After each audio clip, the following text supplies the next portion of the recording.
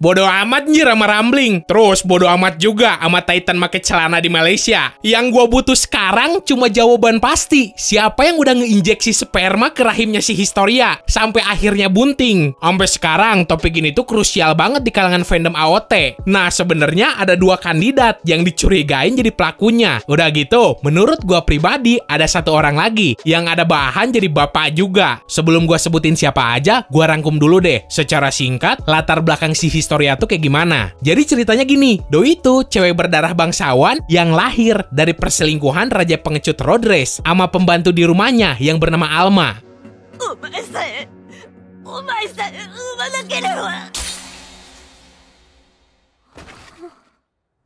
Ironisnya, masih Historia tersebut dibunuh tepat di depan mata nih cewek. Terus si Road Race yang dari kecil udah nyengsarain si Historia juga mati dalam bentuk Titan. Nah, berhubung semua anggota bangsawan dari keluarga Race udah pada mati kecuali si Historia, akhirnya tuh cewek ngeklaim posisi sebagai ratu di Paradis. Selang beberapa tahun setelah banyak banget hal yang terjadi, tiba-tiba si Historia kepikiran pengen punya anak. Udah jelas lah, ada alasan tersendiri di balik tujuan tersebut. Buat pernyataannya sendiri, emang belum diungkap secara langsung lewat mulut si Historia. Tapi sejauh ini, lu sendiri udah bisa ngenilai kalau si Historia bunting tuh demi rencana ngehentiin si Eren ngelakuin Rambling dengan cara ngewarisin Beast Titan. Tapi ya, kudu nunggu si Historia lahiran dulu. Terus di samping itu semua, si Historia pengen nerusin darah bangsawan di ras Eldian dengan harapan anaknya itu nanti bisa pakai kekuatan maksimal dari Founding Titan. Lu tahu sendiri kan kalau umur Titan Shifter tuh kagak panjang. Nah, sebelum si Eren mati, otomatis kekuatannya itu kudu diwarisin. Dan dalam kasus ini ke anaknya si Historia dengan harapan jadi titik awal kebangkitan ras Eldian. Setelah diskusi panjang, akhirnya dibolehin lah si Historia ngandung. Terus ngebebasin si Historia milih siapa yang bakal jadi partnernya. Berhubung orang-orang nganggep kalau si Historia tuh bukan pion semata, jadi Doi punya hak sendiri buat milih.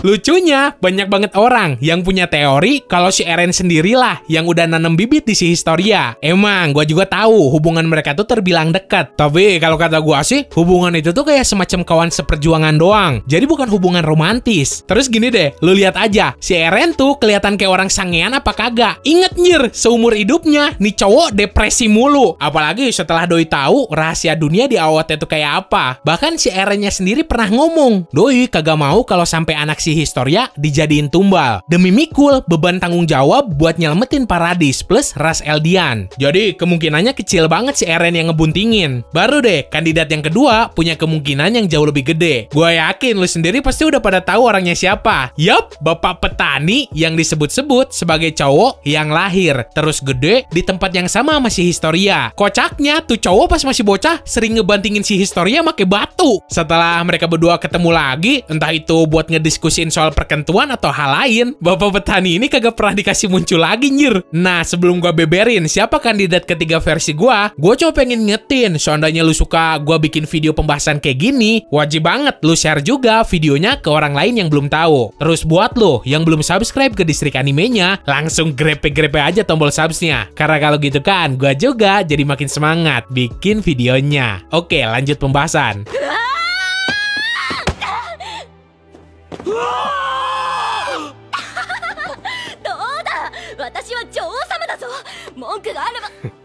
Kedengerannya emang bakal lumayan ngaco, tapi yang jelas gue punya anggapan sama feeling kalau orang yang udah ngebuntingin si Historia tuh si Zeke. Gini deh, sebelum lu nyebut gue tolol, dengerin dulu. Si Zeke sama si Historia tuh dua orang terakhir yang punya darah bangsawan, alias keturunan asli dari Raja Fritz. Emang dua-duanya setengah-setengah. Si Zeke setengah bangsawan gara-gara babehnya dari kalangan orang biasa. Terus buat kasus si Historia, emaknya yang gitu. Jadi ya logikanya kan gini, setengah tambah setengah jadi satu lagi. Secara teori yang acuannya ngaco ya gitu. Emang sih gue sendiri kagak tahu hukum DNA tuh kayak gimana. Yang jelas, tenang, sekalipun mereka berdua kawin, jatuhnya tetap bukan incest. Berhubung akar keluarga mereka juga udah beda jauh banget. Si Historia dari keluarga Race, terus si Zeke dari keluarga Fritz. Soalnya asal-muasal emak tuh orang, yaitu si Dinah Fritz, kagak diungkap semua, tahu-tahu udah kawin sama si Grisha. Gini deh, kalau si Historia niatnya pengen ngemaksimalin kekuatan Founding Titan, udah jelas Doi kudu punya anak keturunan dengan darah bangsa bangsawan semurni mungkin, kagak malah kawin lagi sama rakyat jelata. Terus darah keturunannya nanti malah makin kagak murni. Hubungan mereka berdua udah jelas bukan atas dasar cinta, melainkan karena terpaksa. Soalnya gini, biarpun si Historia dikasih hak buat milih, mungkin tuh cewek juga tetap mikirin gimana jalan terbaiknya. Berhubung si Zik waktu itu lagi kerjasama sama orang-orang dari Paradis, jadi ada kesempatan buat kentut. Tapi ya, ini mah cuma pemaparan iseng dari gua doang. Gua kagak punya maksud ngeteori sampai dalam banget. Alasan kenapa gua bikin video sendiri, gara-gara pas selesai baca dojin si Eren sama si Historia, gua kepikiran kasus ini mulu anjir. Terus banyak banget meme yang bertebaran. Jadi ya, lu jangan terlalu serius nanggepin teori gua di sini. So, mungkin segitu aja pembahasan gua kali ini. Silakan, kalau lu pengen maparin pendapat lu sendiri, lu bisa langsung tulis aja di kolom komentar. Kalau ada yang menarik, nanti gua kasih lope deh. So, semoga lu enjoy dan bisa nambah informasi lu seputar dunia anime manga. Sekian dari gua, sorry kalau ada salah kata. Bye!